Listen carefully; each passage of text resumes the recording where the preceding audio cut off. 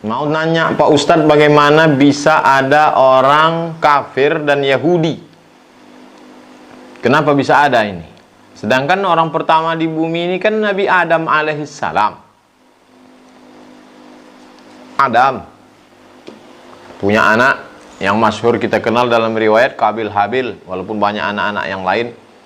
Lalu kemudian setelah itu masa Idris, Adam, Idris, Nuh. Pada masa zaman Nabi Nuh alaihissalam datang banjir bandang. Lalu kemudian selamatlah 3 anaknya, Sam, Ham, Yafis.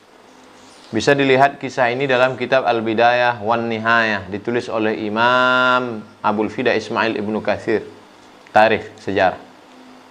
Lalu kemudian setelah Nabi Nuh alaihissalam meninggal dunia, mulailah umat Nabi Nuh ini rindu kepada Nabi Nuh. Dibuatlah patung.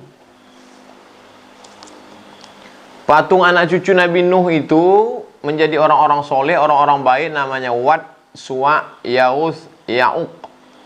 Lalu kemudian mereka rindu kepada Wad, Suwa, Ya'uth, Ya'uq. Ini dibuatlah patungnya. Belum acara sembah menyembah, tak ada nyembah. Hanya sekedar rindu saja. Generasi pertama. Generasi kedua mulai meminta. Generasi ketiga mulai menyembah. Inilah awal muncul kekafiran. Begitu ajaran Nabi yang lama itu hilang, datang Nabi yang baru menghidupkan lagi.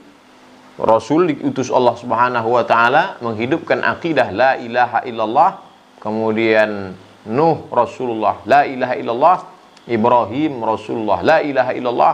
Musa Rasulullah. Nah, inilah asal usul kekufuran muncul. Lalu Yahudi ini datangnya dari mana? Nabi Ibrahim alaihissalam punya anak namanya Ishak. Ishak punya anak namanya Yakub. Yakub punya nama satu lagi, nama Yakub adalah Israel. Maka cucu cicit anak keturunan Yakub disebut dengan Bani Israel. Lalu kemudian Yakub punya anak namanya Yusuf. Yusuf punya saudara laki-laki namanya Yahuza. Cucu cicit keturunan Yahuza disebut dengan Yahudi. Maka setiap Yahudi adalah Israel.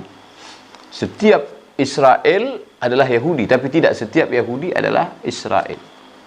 Inilah asal usul keturunan. Wallahu